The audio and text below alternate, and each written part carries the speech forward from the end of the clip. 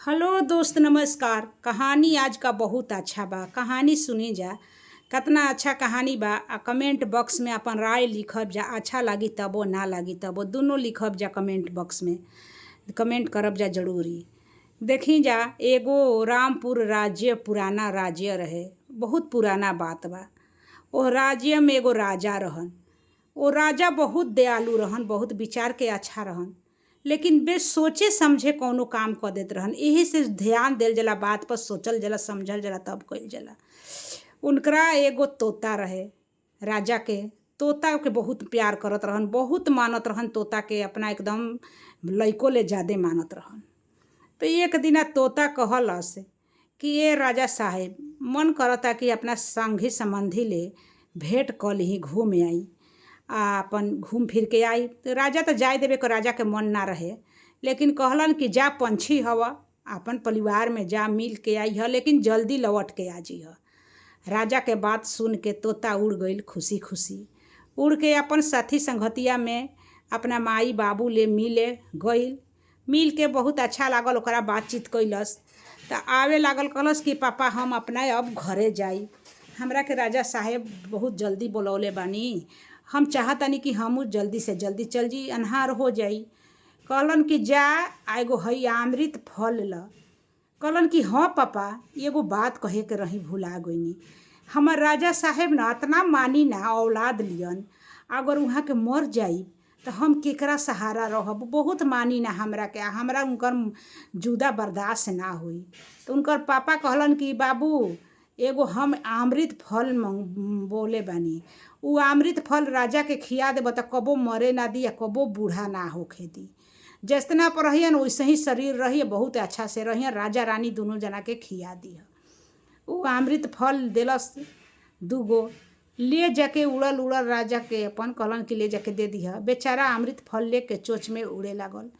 उड़त उड़त उड़त उड़त आवत आवत रात हो गई। जब रात हो गई तो एगो बगीचा रहे।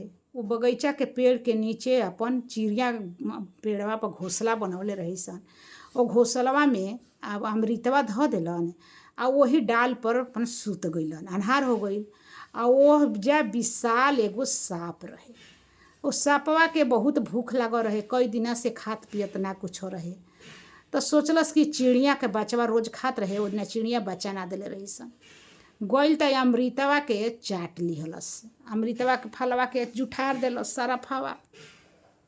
अमृत विषैला हो गईल, रात भर में ओकर विष भींग गईल।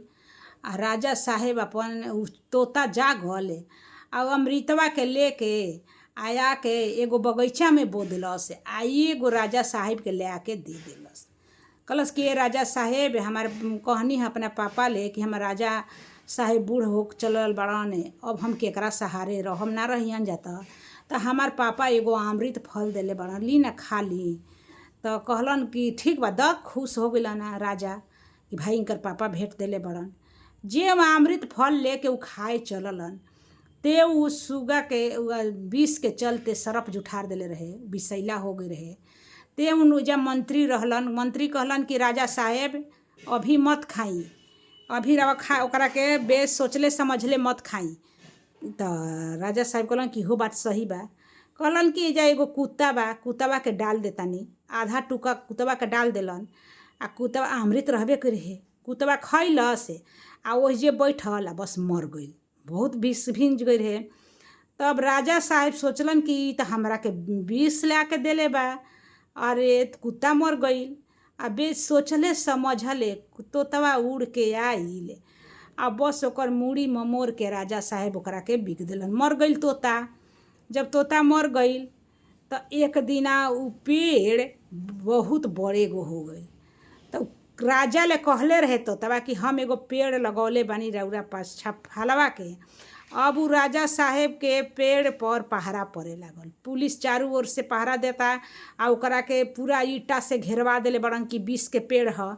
उ तो सुगवा बो के चल गइल बा, तो जाम गइल बा, तो विषे के ना पेड़ हो गइल। ऐसे कुकुर मर गई रहे खा के, कोई टूर ना पावे। तो ओह गांव में एगो बूढ़ आ बूढ़ी झगड़ा कैलन जे अपना बेटा पतोह से।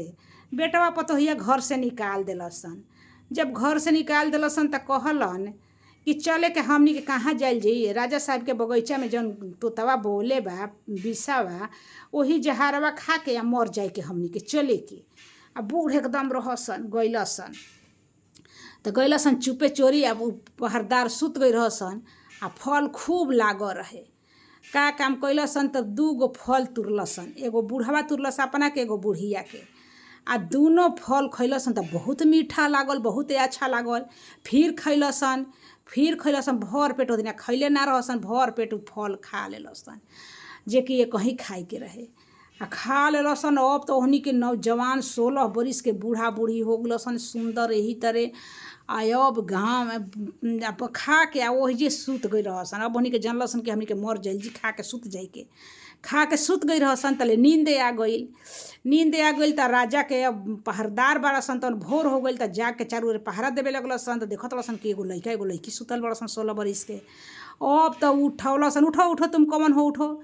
उठलन जे तो कहलन जे कि आए तुम कौन लड़का लड़की हो। हम लड़का लड़की नहीं, हम बूढ़ा बूढ़ी हैं, हमारे बेटा पतो हमरा से झगड़ा कैले रहन जा, घर से निकाल देले रहन जा।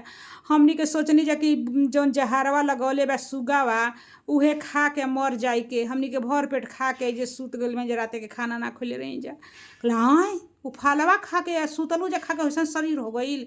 कहले हाँ ये बाबू हमनी के ना जननी जा कि वैसन शरीर हो जी, हमनी के बेखैलही खाइए के आ सुत गए रही जा, हमनी के जवान हो गइनी जा।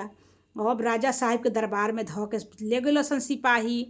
जब राजा साहब के दरबार में गइलसन त सब चारू ओर हाला हो गइल, सब चारू ओर के आदमी देखे सुने आ गइल।